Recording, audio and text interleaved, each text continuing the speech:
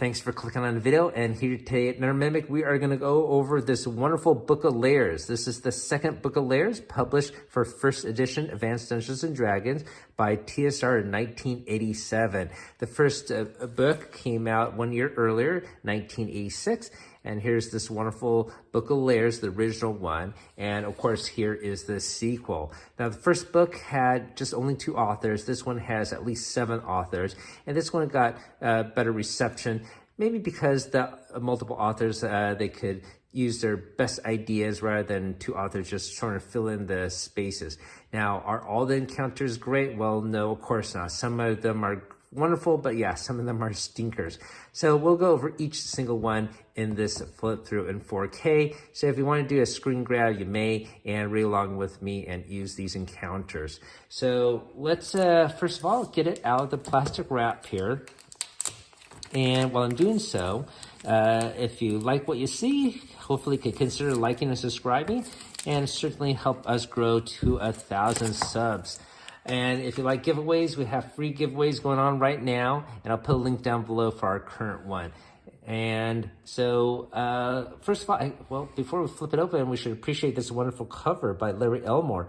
It's not his Dragonlance work, but it's still a great evocative cover. You can see it's very dynamic. Got this rider attacking this dragon here. You see this rogue trying to sneak up on him. You see a fellow past adventurer, deceased, trapped in a little corner here. And so this is a great, great cover. One of my favorites for certainly for a non-Dragonlance module. So this is a fantastic piece of artwork. All right, so there is original artwork within as well. And we'll see that as we go through. So the first page, of course, is just going to be the title page here. And then we have the table of contents. So there's approximately 40 or so encounters in here.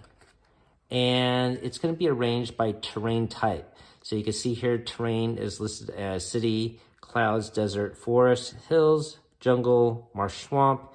And then we got mountain, other plains, and then subterranean, water, and wilderness. And then within each terrain type, the first encounter listed will be the easiest one. And as you get further down into the terrain type, it will be the harder encounters. And on the top, you will see what monster type is featured, but there will be other monsters within the encounter at times. So this just describes that. And then we head to our first encounter here, which is a set of berserkers here. So, so for each encounter, you can see who authored it. That was not actually listed in the first book. That was more hidden in the references. But here it clearly states who the author of this encounter is. And once again, it's going to specify the terrain type, the recommended party levels, total, and magic and experience points that you could get for this.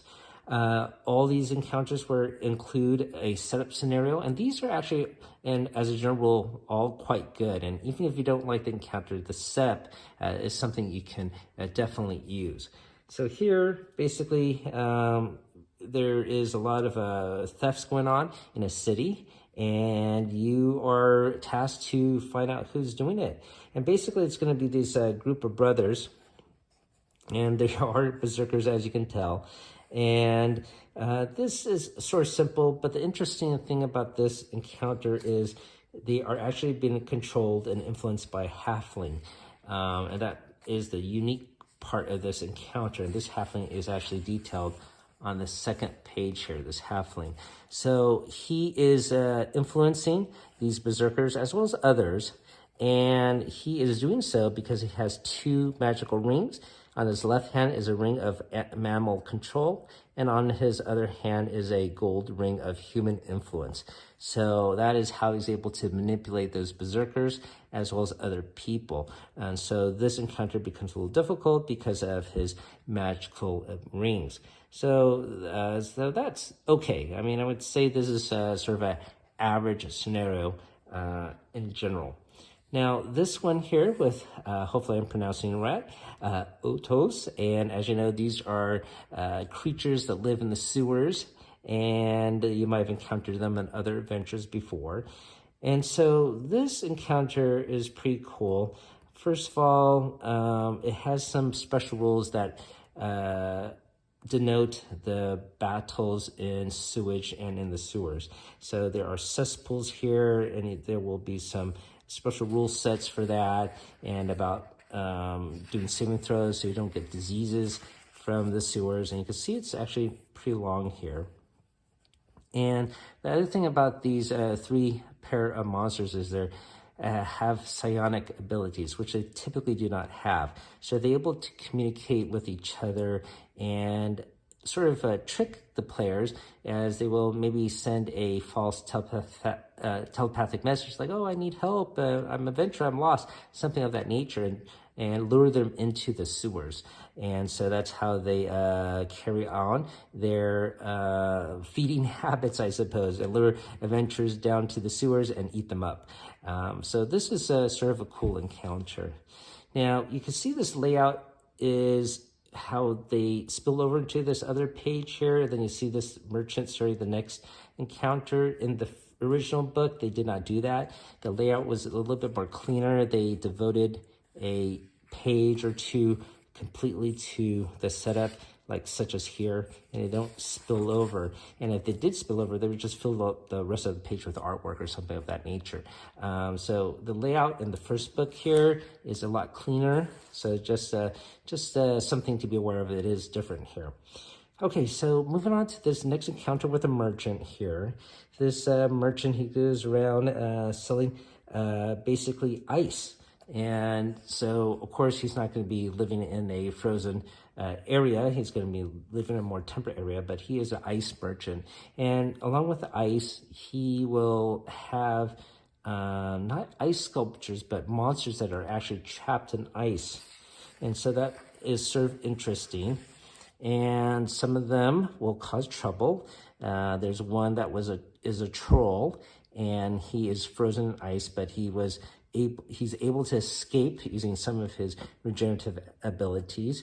And so it's a unique encounter here with this ice merchant. So that's sort of different. So I do enjoy that one. Now this one with Yakuza, this is sort of like dealing with the Italian mafia, I suppose, where they are just harassing local merchants and demanding, protection money. They're doing racketeering and things of that nature. So it's basically a whole bunch of Yakuza you're encountering. I don't think this one is particularly unique in any other way. But at least there's only 24 of them. Some of these encounters, like in the first book, you're dealing with hundreds and hundreds of the same creature type, and I don't appreciate those mass encounters. So this is, anyways, a simple encounter with multiple Yakuza controlling a city. Okay, so the next one here is with Kirin, and this is of course, a magical unicorn type creature. And so basically he lives up in a castle, and he's able to create this castle using a unique spell called Cloud Shape. And of course he's going to be of good alignment, and if you are of good alignment as well, he might challenge you to a test. And basically you can use any other encounter here, and if you succeed in that test, he may grant you a ring that will allow you to summon him when you need him the most in the future. And so that's a really cool ability for your party and adventurers to get. Of course, if you're more of an evil alignment, he is not going to like that, and he will do battle with you. So it's something you would normally expect for this creature to do, but this gives you a more fleshed out encounter with him that you won't find in a monster manual. So this one is all right. Now, the next one here is with these dervish. They are basically a whole bunch of cultists, basically, and they live in the desert. and they're all first level. They're all pretty weak, but their power really just comes in their numbers. They're of good alignment, and basically they'll treat you well and welcome you to their desert retreat area. Now, if you're lawful evil or just want to take them out, you can do so, and they will put up a fight because there's just a whole bunch of them. But interesting enough, if you wipe them all out, there's actually no treasure in this encounter. It's denoted somewhere here, right here. The dervish have no treasure or magical items. So I guess that would be a little disappointing if you spent so much time doing combat and you get nothing out of it. But maybe that's the moral of the story. If you're doing some evil and you take out all these innocent monks, you don't get anything out of it. So yeah, I don't particularly like this encounter per se, so take it for what it's worth. So the next one here is with a flesh golem, and this flesh golem basically is protecting a tomb. And so this lair is cool. It's one of the better ones. It has multiple traps here. The first one here is how to actually get into the entrance, where there is a statue of the god that is depicted to protect the tomb, and you have to insert a magical sword blade into a slot that's in the back there, and you use this as a lever to open it. If you put in a sword that's not magical, the blade will break. And then in the first landing here, there is a glyph of pain and wording on the floor. Down here, there's a trap with electricity. Let's see, what do I remember about this one? There's a riddle here that need to solve. And basically, I don't want to spoil what the password is, but it's there on the screen if you could read it. And then basically you could break into the treasure room where the mummified tomb remains are. So you will encounter some mummies, but their main guardian is this humongous flesh golem. So this is a pretty cool encounter, and the fact that it has the traps you could use, and certainly you could insert this into any campaign. You can see the tomb itself is really small, and certainly you could run this for a single shot adventure. So I do like this one quite a bit. Okay, so next up we have this Shidu or a Shindu, and it's basically like a hippogriff type creature, horse body, winged limbs there, and a head of a human, typically like a dwarf type creature. I don't know if you ever encountered these in your adventures before, but certainly you can do so now with this encounter. So this one is interesting in the fact that this creature is typically of good alignment, but he is attacking, doing some things that are not in line with his typical abilities that you would read in the monster manual, because he is actually being controlled by a succubus. And the background story is this creature and the succubus did battle, and he won the first battle and made her upset, and then she came back and attacked and won, and currently controlling him, this creature. And so I do like it when they have these encounters where it is out of the norm, and it's more like a mystery, like why are they acting this way, and you might try to say attack him and do certain things, but really it's the So next up is this Shedu. Hopefully I'm pronouncing that right. And that's that creature right here. It's part horse, part eagle, part person. And basically your set of adventures are tasked to investigate why some villagers are being attacked, and maybe there is an evil magic user marauding the area. But basically it's this creature, which is typically lawful good, but he's doing evil things and attacking villagers because he is being controlled psionically by a succubus right down here. And this succubus and this creature did battle, and succubus won, and is now using him to cause havoc.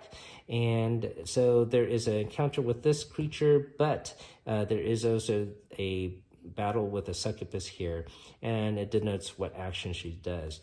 So this is a cool encounter. I do appreciate these encounters where they have a setup of that nature rather than like a curse, which I always think is a cheap way out. So anyways, I do like these type of encounters where it gets your party adventurers thinking like, why is this creature acting this way? What's going on? And they have to find the succubus. All right. So let's see. The next one is these Bekamonos, okay? And these are small little critters that, now these are basically small goblin-like creatures. Sometimes they have little wings like munchkins, and basically just 29 of them. It's just an encounter with a whole mass of them. I don't think of this one in particular being anything special. However, it's not a creature you would normally encounter. Now, the next one here is with some temperamental and mischievous brownies. And basically, there is a setup here. One of these setup is a collector has offered a substantial reward for lucky charms that brownies are rumored to wear around their necks. And so that is, I think, a little bit of a funny setup. But basically, you could go find these brownies. There's only 16 of them, pretty straightforward. You could wipe them out, but of course, they're going to be heavily using magic. And if you do there is a 25% chance that any given brownie is wearing a lucky charm around his neck. The charm is a silver cricket on a silver chain worth 2,000 GP to a collector. Each brownie also has a pouch containing 3D20 GP and 6D20 SP. So I just thought it was a little funny take on the use of lucky charms. Okay, next up here, we have some Ettins, and these Ettins, there's 2 of them, and it's a simple lair here, and basically there's 1 male, 1 female. I wish this encounter had a little bit more as detailing their background. It doesn't really describe them as being like a couple per se, or their brother or sister, what's going on. I think they could have added a little bit more and made it more interesting. Certainly, maybe given some examples of dialogue between the 2. I think that would have been a more cooler, interesting encounter, but basically just 1 male, 1 female Ettin, and they're just in a cave there. So this one certainly could have been a lot better. Next up, we have a set of griffins. And basically, the lair is set atop of a cliff.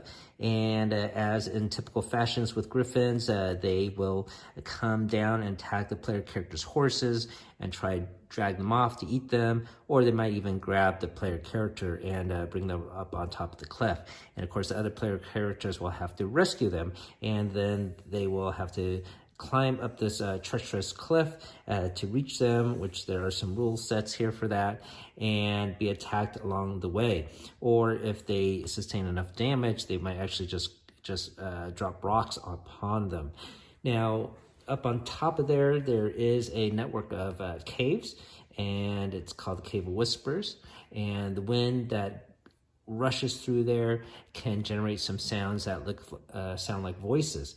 And so it might be fun as a DM to use this as a mechanic to lure player characters into the cave, or go to a dangerous cliff face, or whatever you choose to do. But this is a cool setup. And once they clear that, there is a fane of 10,000 winds. So fane is another word for temple or shrine.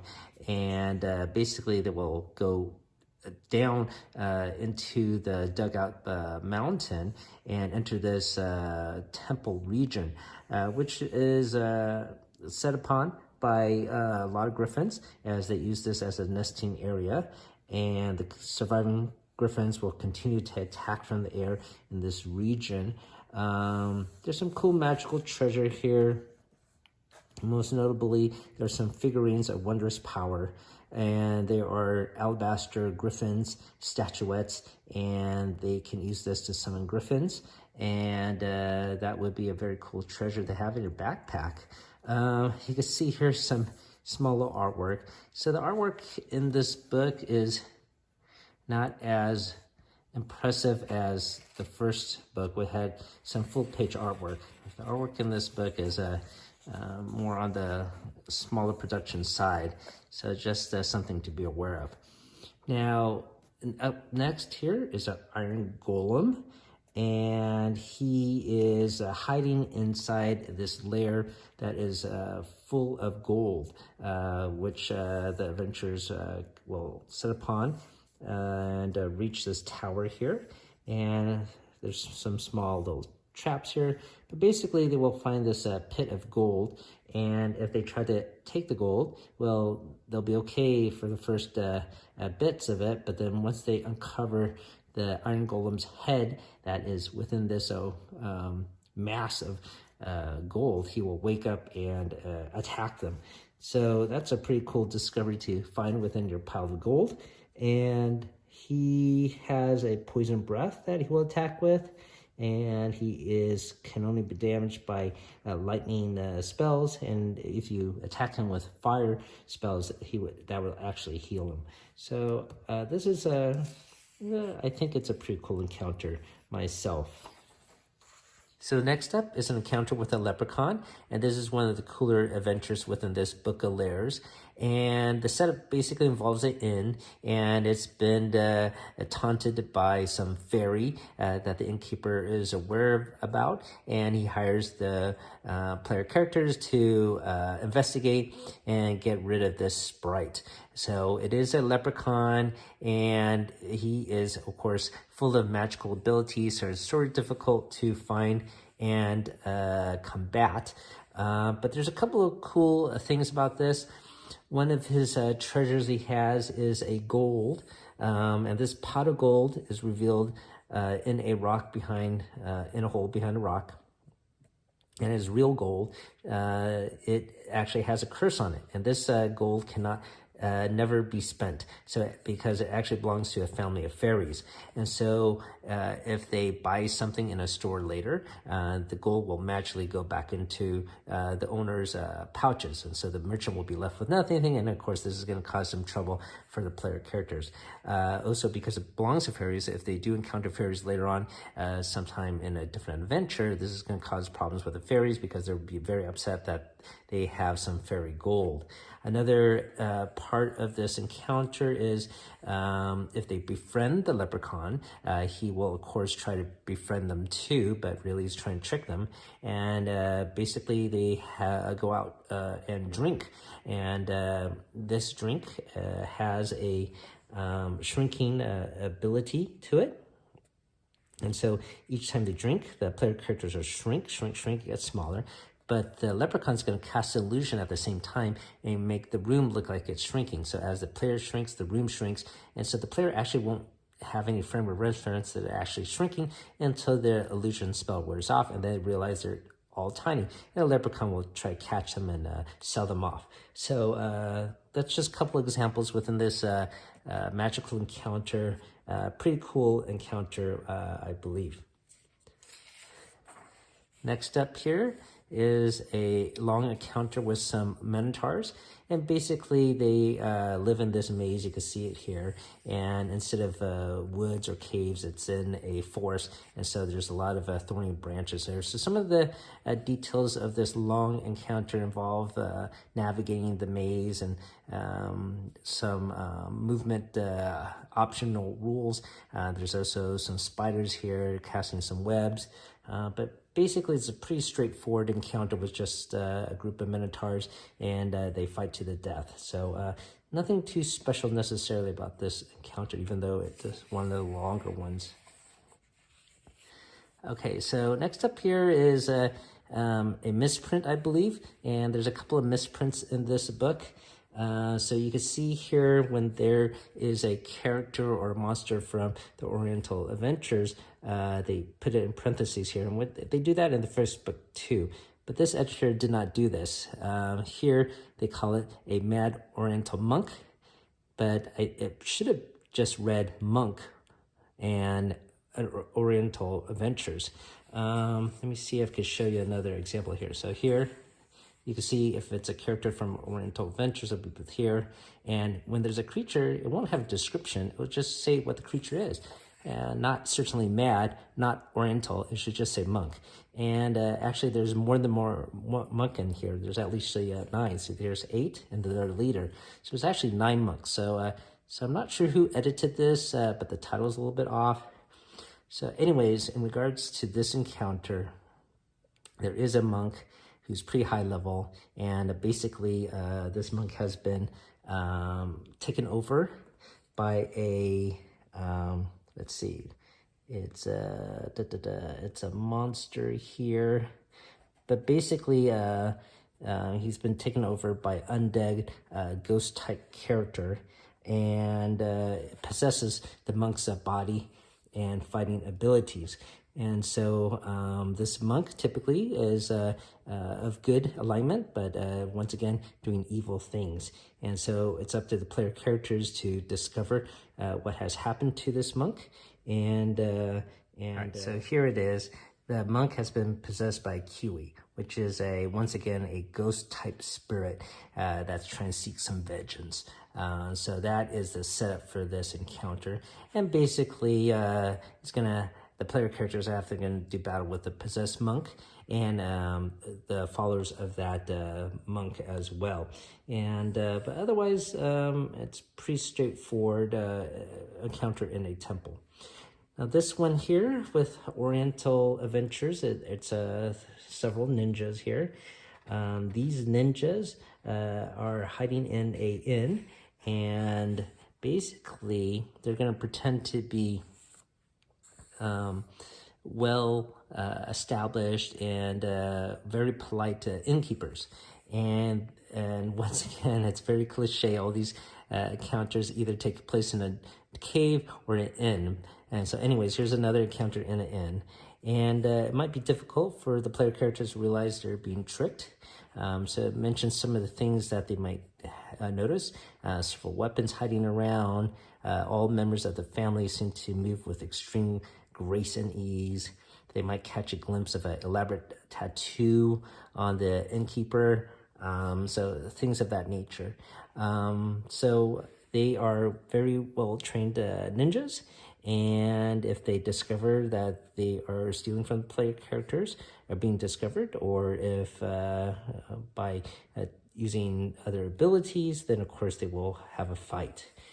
So there's some secret passages in this ninja house, and it can be a little bit difficult battle because that's their home turf.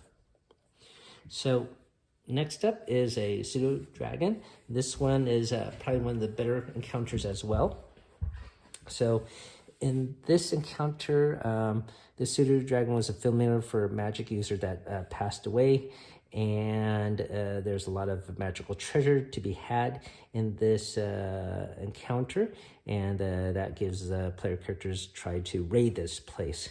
So there are a lot of magical traps within here, quite a number of them, and I love how this encounter details each one and what the consequences. And more interesting enough, there is a magical ring, a shrinking here, and it's enlarged and to encompass a doorway right here.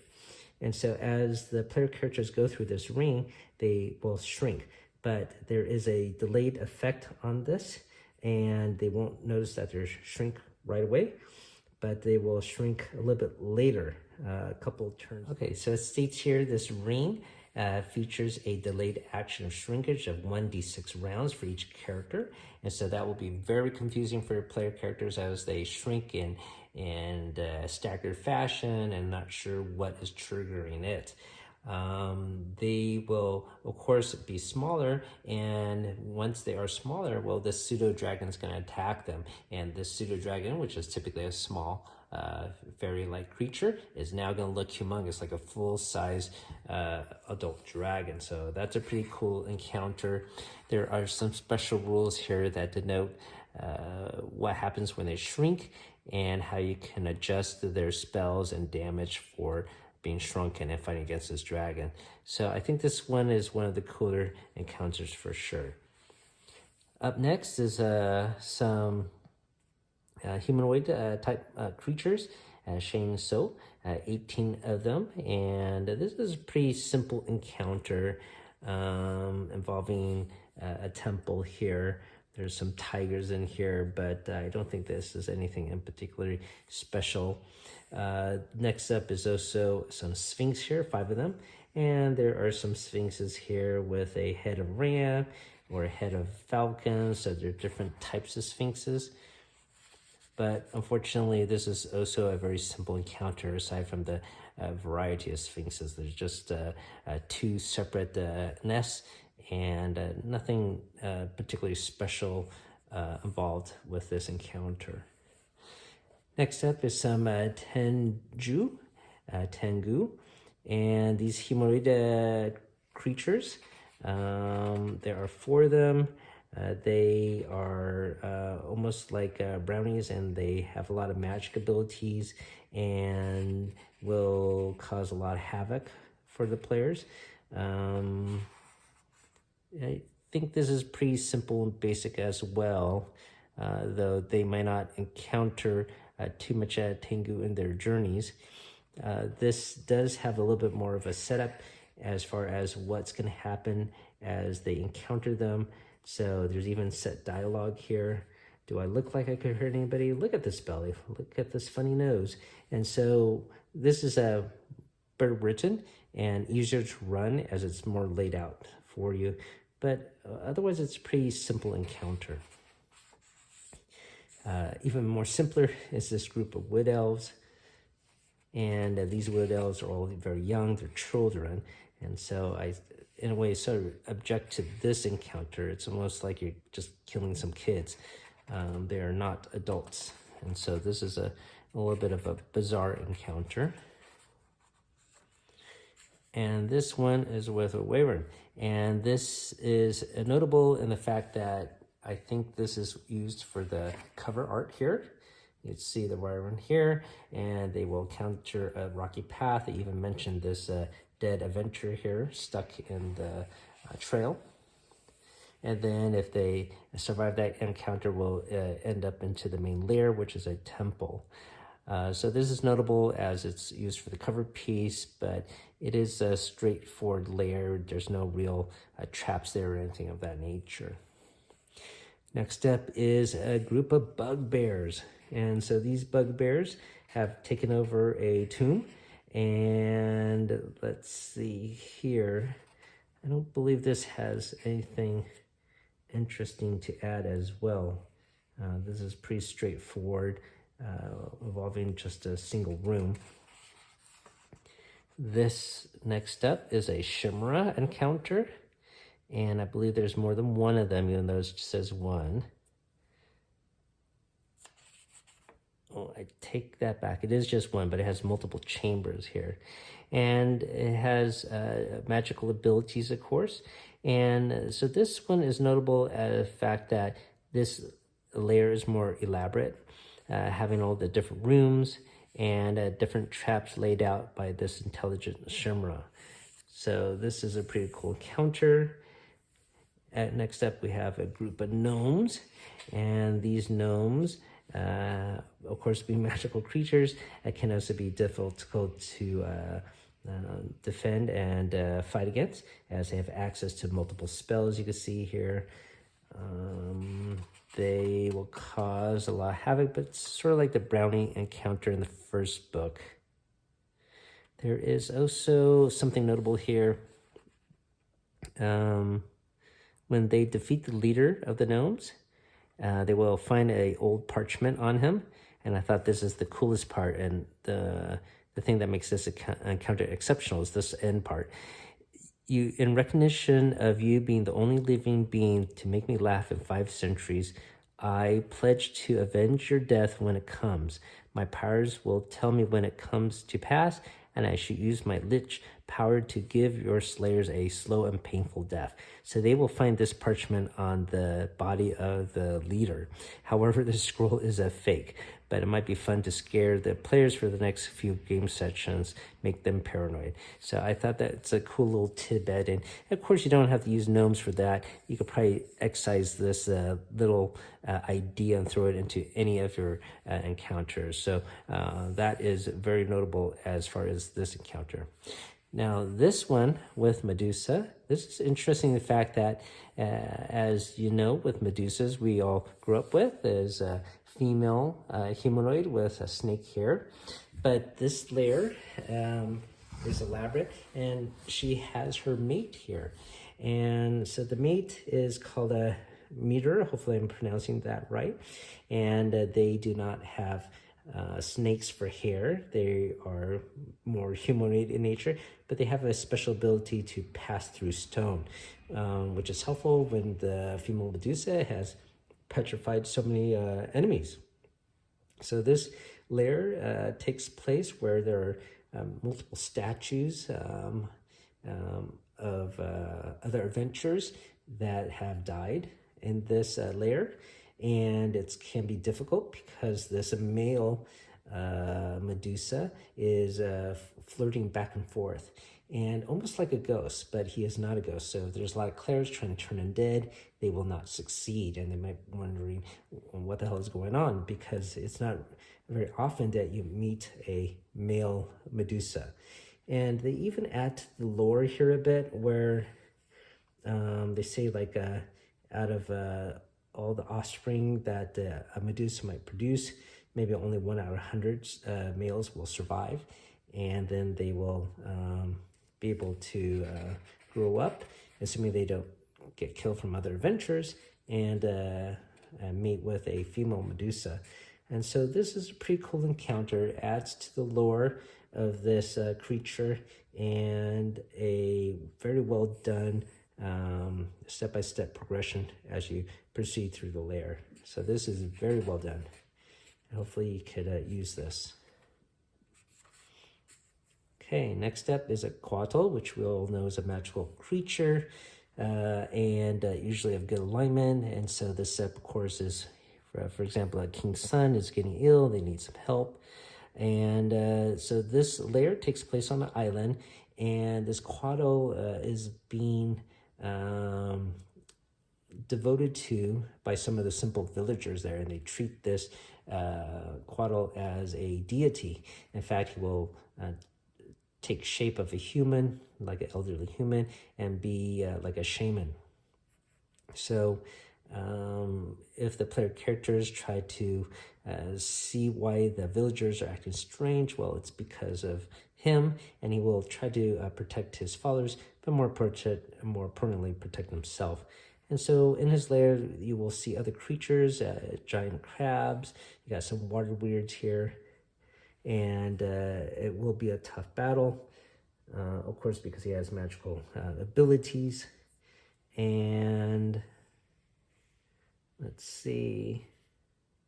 So he will, if you befriend him or talk to him and or spare him, he will impart some special tokens and gifts, and he will help you out for healing as well. So that is a pretty cool encounter.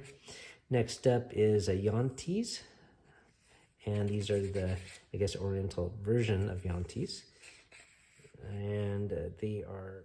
Now, the thing that makes this encounter special is the beginning part, where they might be along a swamp or lake front, and the player characters might see this snake in the grass and maybe try to attack it or defend against it or shoo it away or whatnot.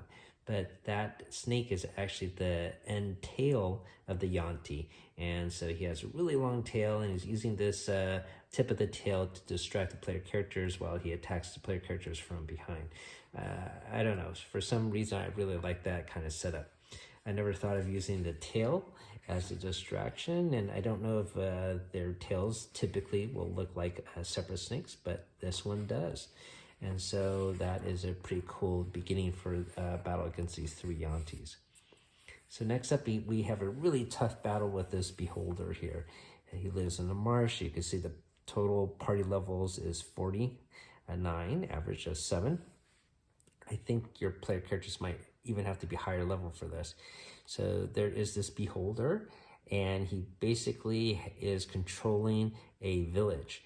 And he has these villagers all under his mind control, and he tells villagers to tell other prey or adventurers or other commoners to come to their village.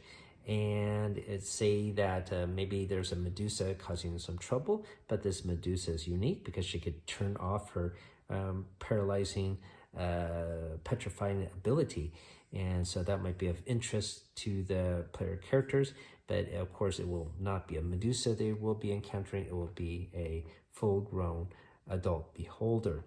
And so, of course, he has access to a whole bunch of magical abilities, but in his lair, it's a crystal cave, and he has used his disintegration ray to shape it to have multiple mirrors, and so he can see everywhere. He knows his lair very well, and he can shoot his magical beams and basically hit without missing. And so this is a very difficult character, and he will always attack their player character's magic user first.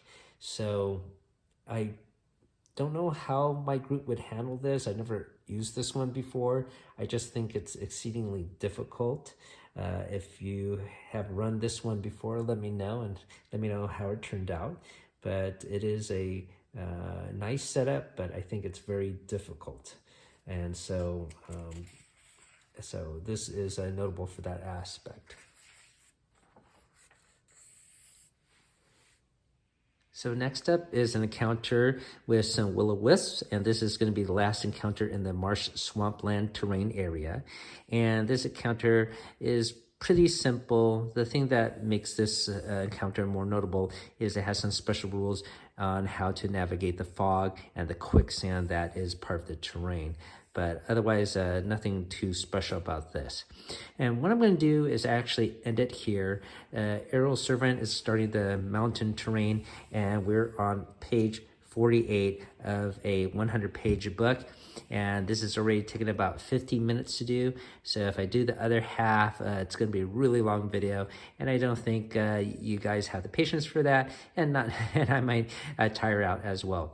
So I'm going to end part 1 of this Book of Lairs sequel, number 2 here right now, and I will film the second half of this a little bit later and post it several days after this is posted up. So thank you for listening, everybody. Hopefully you found some plot hooks or creatures that you might want to feature in your next campaign, and keep on adventuring out there. Thanks for watching.